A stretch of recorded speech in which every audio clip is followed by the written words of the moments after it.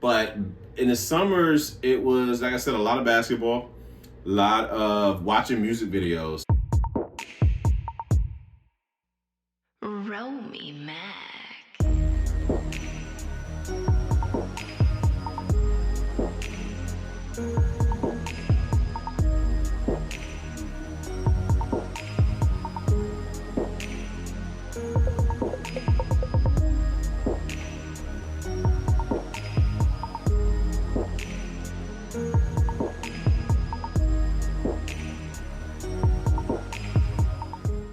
What were summers like growing up?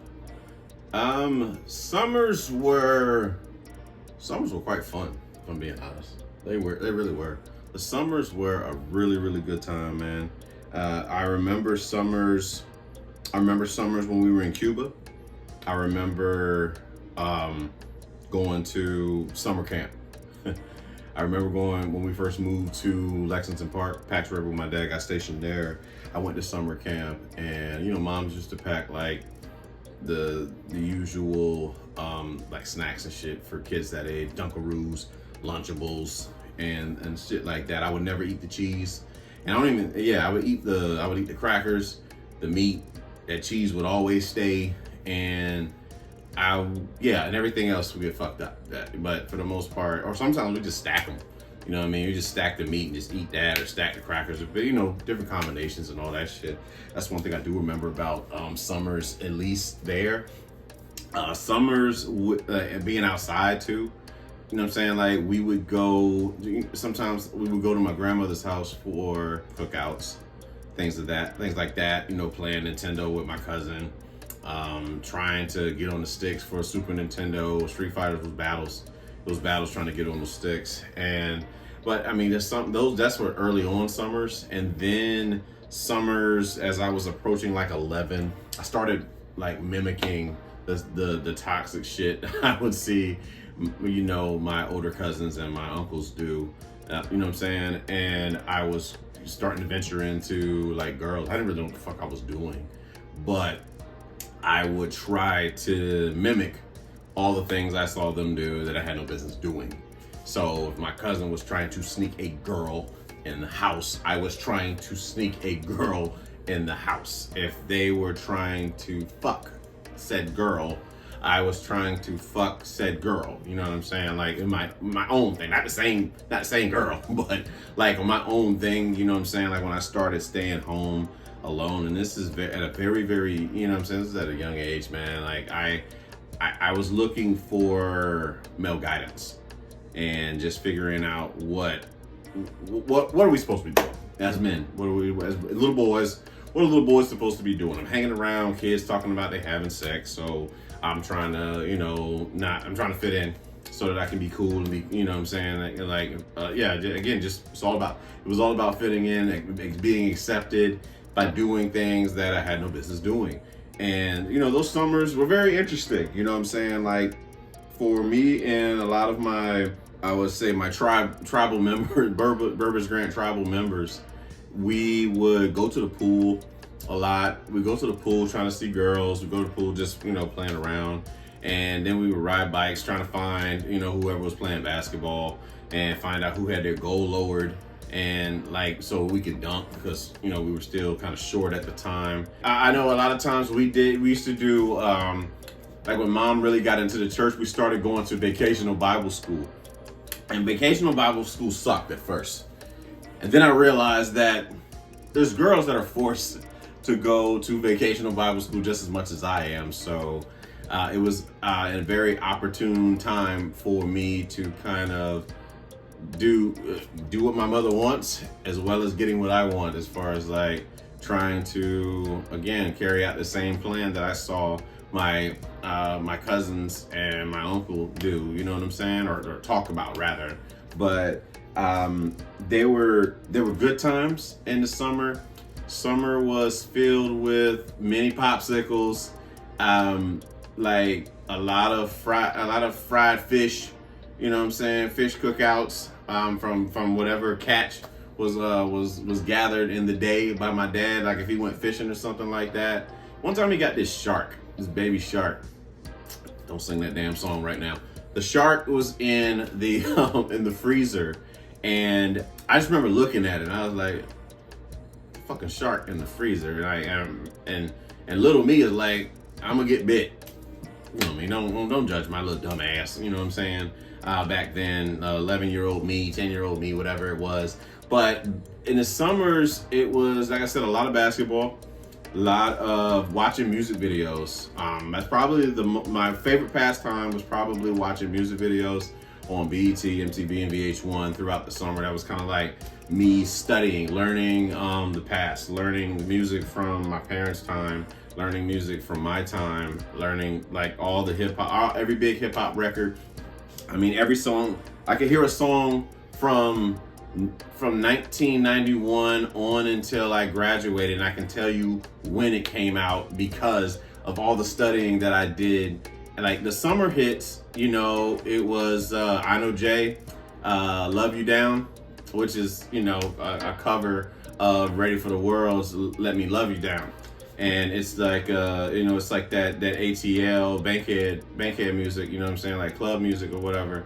And that would be like a summer jam. Of course, Ghost Town DJs, my boo. Of course, all Will Smith records for his movies. And me being a big Will Smith fan, I was the only one I could really play in the house without worrying about getting, you know what I'm saying, hearing my mom's mouth or some shit about, you know, cursing in the music. This is what it's like growing up in a Christian household, Baptist household, Grove Baptist church household for that matter. But like summers they were filled with a lot of adventure, man. Like there were times I remember when I thought I was too cool to ride the bike and I just started to walk because I would see all the older kids and they seemed like, you know, it just like you almost like you look like the little kid that's riding around damn 21 speed and shit and everybody else walking. So I started walking the neighborhood, and then, you know, like I said, just wherever there was a girl, I was trying to be all up in her face, just saying sweet nothings, beta male in training, pretty much. Just saying whatever it is to get the kiss, get the number.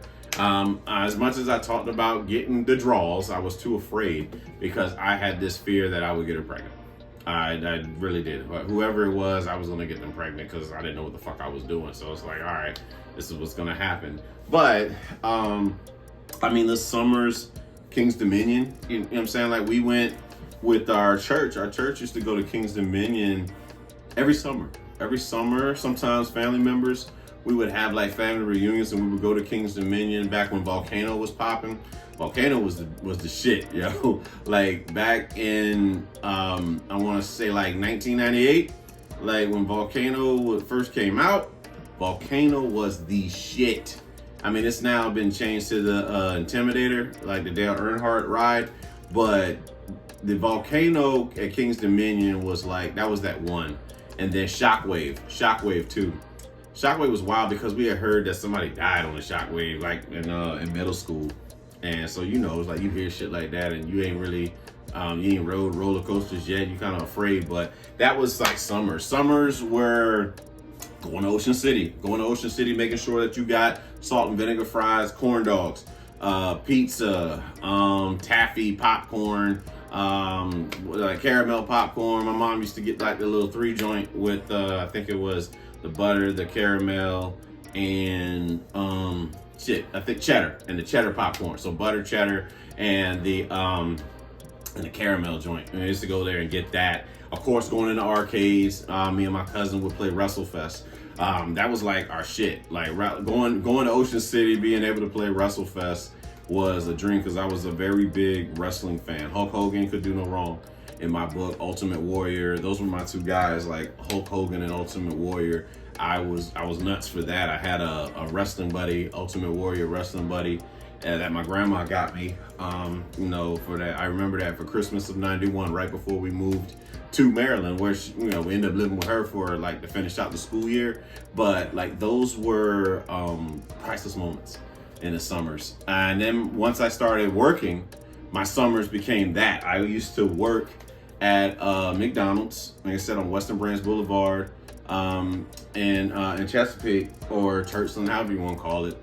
And we would, it would get packed, you know what I'm saying? Summer months, And that's where I started getting more hours too. And then we had this special one time at McDonald's. I don't know if anybody remembers it, but like in high school, McDonald's used to sell these hot dogs. So we literally would sneak from the grill, go to the bathroom in McDonald's, close the door, like toilet while everybody's shitting or whatever, and eat that hot dog. Well, nobody was really in there most of the time. Harley was in there. It's rarely motherfuckers come into McDonald's to shit unless it's really bad. But like being there, it was called the All-American hot dog and All-American burger or whatever. But those were some fun times during the summers. Summers were, like I said, the most fun that I had was when the family would get together. Before I became aware of how any issues that anybody had with each other, you know, summers were just fun, man. Like just being in the pool, everybody grew up in the same damn pool, got grass all in it and shit. And you know, you got parents, especially my mom, she used to bring the camcorder out just so she could like record me and my cousin Richard wrestling one another. And like we would go down to Elva's house, which was one of Richard's friends, and we would go to their pool because they had a big pool in Salisbury. And I was like, yo, we can go down to Miss Elva's. I mean, not say Miss Elva, she my cousin's age, but we can go down to Elva's house, you know what I'm saying, like to swim. It was fun. And then like the summer months where I got to stay with them, it was one year where we won the championship, summer basketball league, Kappa. I mean, my cousin was known, it was legendary, you know what I'm saying, as far as like his game and what, you know, just like being on the team and, you know, constantly winning championships and shit like that. And I just wanted to get my one, you know, and I did. I got one.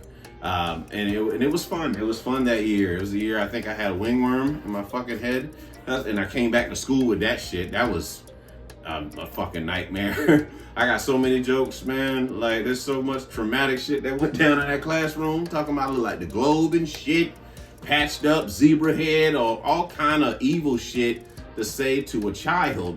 But it was a good, you know what I'm saying, like that summer where I think it was 8th grade, the summer of 8th grade. There's a lot of good music. That's the first time I saw Selena too. I was in love. I was in love with J.Lo from that movie on. And I was in love with Selena too. God rest her soul. But the summer of 8th grade or 7th grade. It was summer of 7th grade. We won like I said, we won the Kappa League tournament. And the game before the championship game, I hit the winning shot. Like that was, there's certain feelings you just remember. The first time you bite into a Popeye's chicken sandwich, the first time you see your child for the first time, the first time having vanilla bean ice cream, the first time having them sliders from that oven brick spot in Pembroke Pines. But when you make that game-winning shot and everybody like crowds you, that is one of the greatest rush of dopamine that you'll ever feel in your life being an athlete. I can tell you that, man. It was a great feeling, but I only scored 2 points. No, I scored no points in the championship game. But we won. That's all that fucking matters. You know what I'm saying? Like if a teammate scores, the whole team wins, and that's what the fuck happened. But it was good. It was a really good time during the summers growing up. Like I think what stands out for the most for me was playing basketball, going to the Burbage Grant pool, music videos, man. Music videos, going to King's Dominion, and I want to say working too, because I started really getting into making money. So I was able to talk, I was able to flirt with girls that work with us. I was able to, you know what I'm saying, eat McDonald's nuggets for free. I made up so many creations when I worked there. I was able to make money, and I got out the house, you know what I'm saying?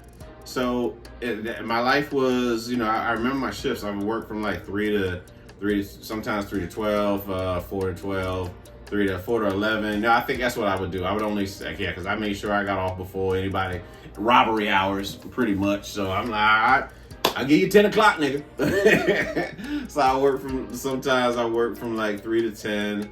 I worked from 2 to 10, and but we had fun though, man. Summers were cool growing up in Virginia as well as Maryland.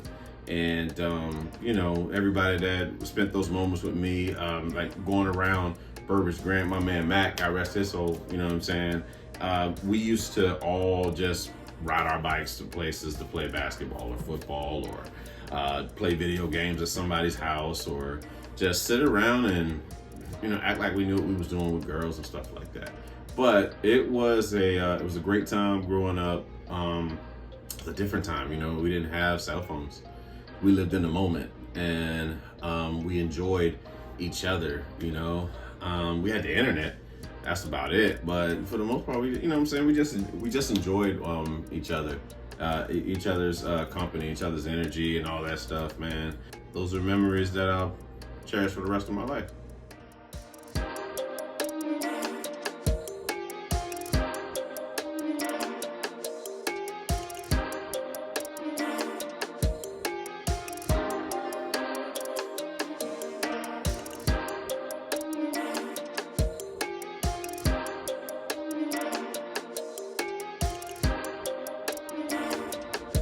Hey, what up, everybody?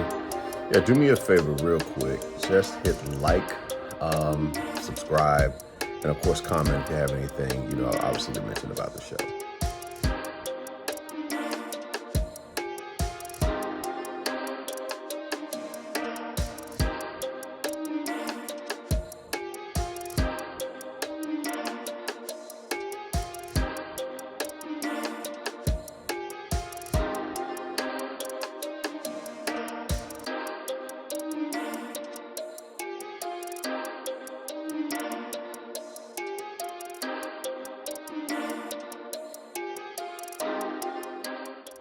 Do you ever feel lonely? If so, how do you deal with that? Lonely? I mean, there's moments where I would classify it as feeling like lonely. The only time I feel lonely is when I am in a injured state, and now I have to, like, I literally have to rely upon another person for help, and it's not there. Like, for instance, most recently having a panic attack, and I am stubborn. I am. I'll be the first one to tell you, I'll deal with this shit my motherfucking self. I will handle this shit by myself. That's what life has taught me to do. But I honestly thought I was having a heart attack. So that heart attack, which I learned would be a panic attack, cost me damn near $500 just for some shit that was going on in my head. And you know, in those moments, I'm like, it's really just me. You know what I'm saying? Like, and it's not a good or a bad thing. It's just a thing. It's how I see it. And it's by choice. It's by choice with that, because of the way I choose to live my life as a man that stands on his own. I'll figure it out. I don't need a mommy to bail me out of anything. And could it be ego? Could it be just wanting to show myself that I can make it through? Sure. You can call it whatever you want to call it. But yeah, there are moments where I do feel like lonely, and really the way that I deal with it is just riding it out. Honestly, I just ride that shit out, because everything's temporary. Like, the good moments in life are temporary, the bad moments in life are temporary. Everything goes in seasons.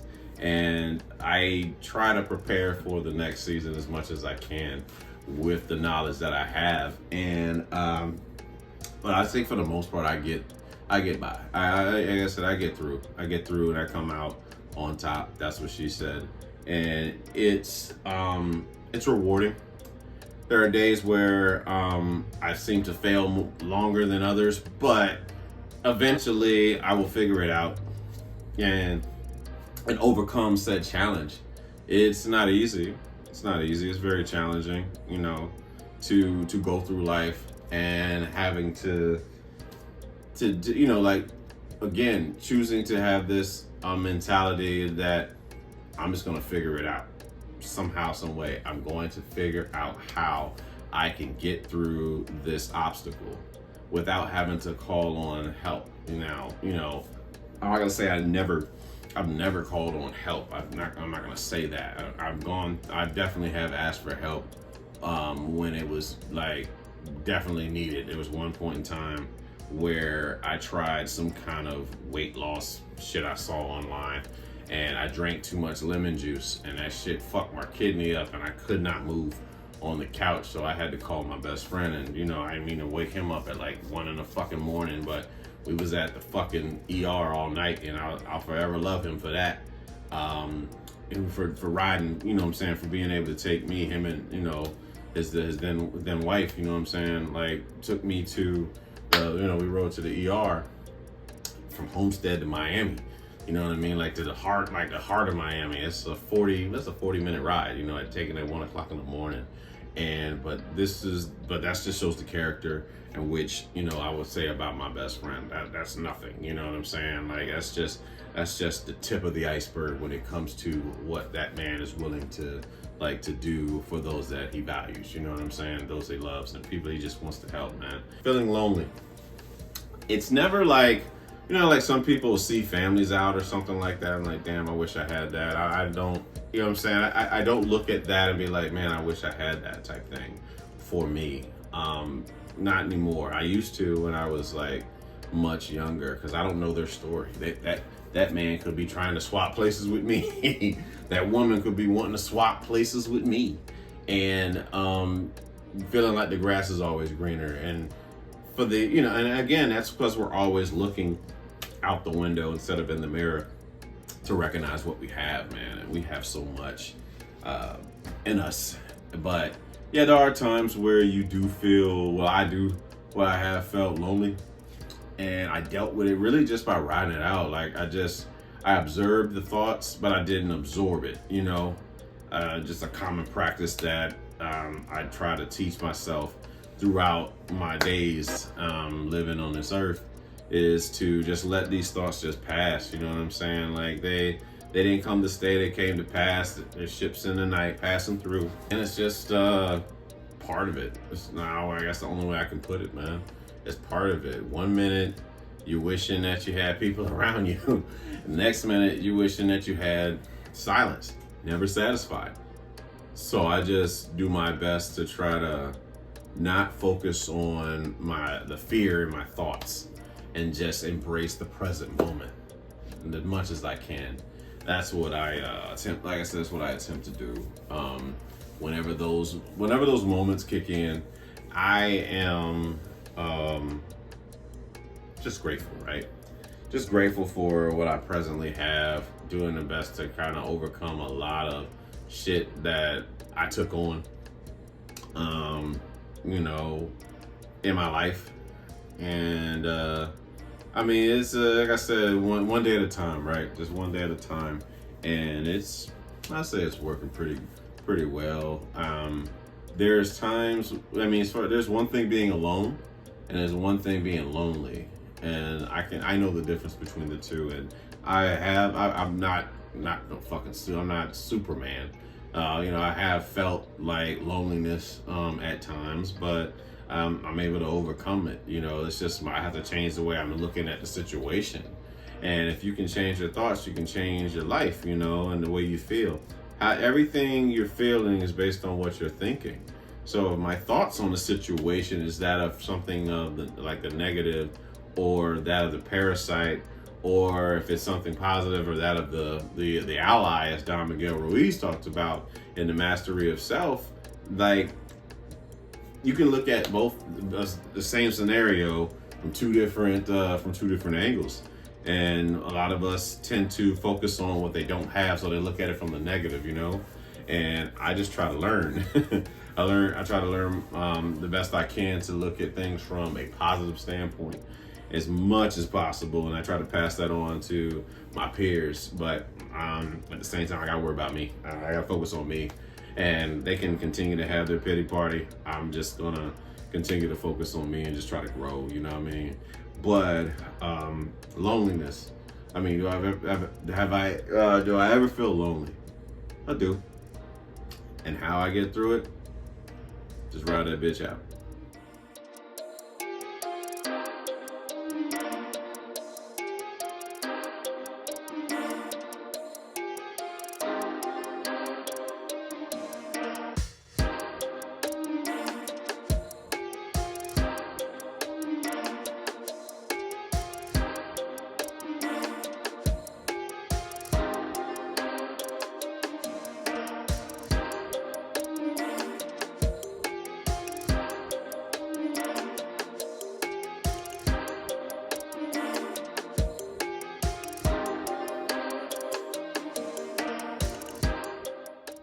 If invited, would you attend a Diddy party? No. No. Not at his house. I would not go to his house. Now they got Met Gala or, you know, something where it's a real public setting. I don't want shit with little hidden rooms. And, you know, you bust in there, you don't know what you see. Like Cat Williams was talking about, you know what I'm saying? Back in the G. I don't want that. I don't want those moments. You know, I don't want that kind of trauma in my life, to see that stuff. But like, if there is a party, I don't know, party out in LA, party in Miami or something like that not at his mansions, but like a convention center or something. Yeah, I go to a Diddy party. But as far as like that whole situation of being invited to Diddy's house, no, I'm not with it. I'm not with it. That's not for me. Too much information given out. And what's been going on, I don't want any problems. I'm not going in, no Diddy, like the song say. But yeah, if ever invited to a Diddy party, I would go, just not at his house.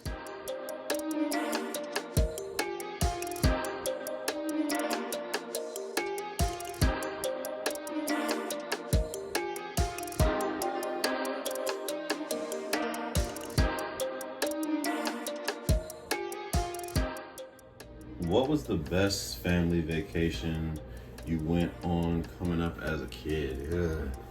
I think the best family vacation I went on was when, I think it was one time where we hadn't moved to Virginia yet, but we took a trip I think to Virginia. And then I think we took a trip to North Carolina. So we went to visit my mom's side of the family in Virginia. I think it was my Uncle Russell's house.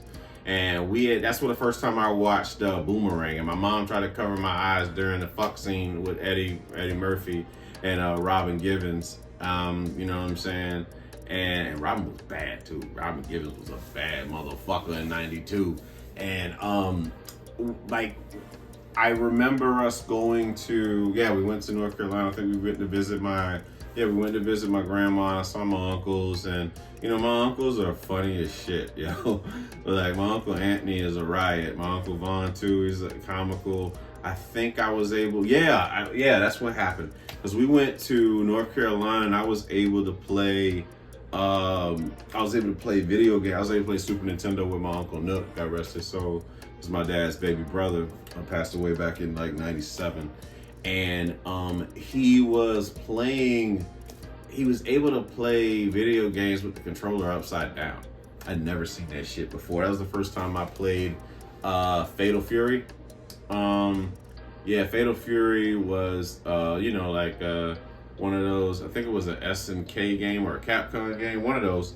And it was fun. Like, I got my ass kicked. And then I saw my cousins, Jamie and Jason, play Tecmo Super NBA basketball and on Super Nintendo. You know, it's like I was like the little cousin that wasn't too good at video games, so I got to be the insert coins motherfucking player. You know, at that time, you know, you got to like, growing up, you got to earn your keep on video games and stuff like that. Like, if we learn that you can't play, you're gonna get the controller that's not connected so that you can think you're playing, that type of shit. And it'll piss you off. It'll damn sure piss you off, but that's what it was, man. We just tried to you had to earn your place as far as like competition goes with video games. And I want to say, yeah, it was a dope trip. Like we got to visit Virginia, then we got to visit North Carolina, and I feel like, to me, that's probably the best trip I went on because we went to so many places, you know. And like I said, it didn't have much, man. It didn't have much. I remember my Uncle Bobby, God rest his soul, he had a pool, and you know, like when you little and you go to people's houses and they got pools, man, that's like Disneyland. You know what I mean? And they had a pool, and I was able to go in the pool. Was able to, obviously, I saw my grandma, and I remember, I want to say that what they had. No, that wasn't the time. That was, I was going to say something about the barbecue pig feet, but that was at Uncle Nick's funeral. That wasn't at that on that trip. But we had a really, I had a really good time just being around the family. I mean, I probably was about 8, 9 years old, you know, so like my photographic memory, I can, you know, shit plays like movies sometimes and I can somewhat see it. But those were some times, you know. There was a very priceless moments that I had with my family back then. I think my brother was all of maybe 2 years old. That's back when they used to call my baby brother Ears. I think my grandma still calls him, like my dad's mom still calls him Ears. And he literally looks just like my pops. They look just alike, and skin tone and everything. And but we had a really good, like I said, we had a really good time out there. From what I remember, at least for me as a little kid, because it's about the video games for me.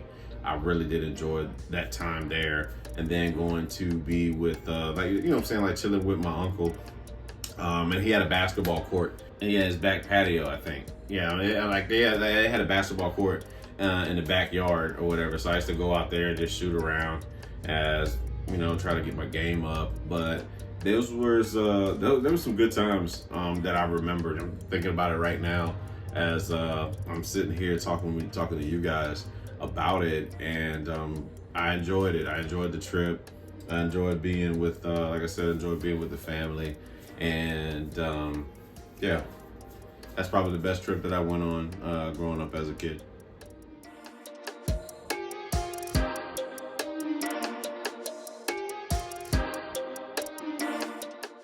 What are some lessons you learned as a father? A lesson I've learned as a father, number one, is that money does not buy a relationship with your child.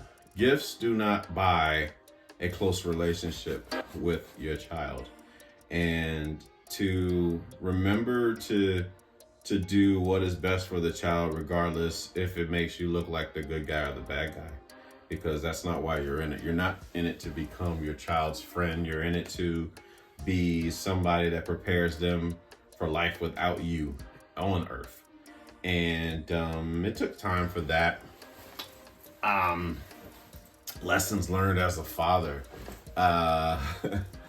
That some of the stuff your parents shared with you was definitely accurate.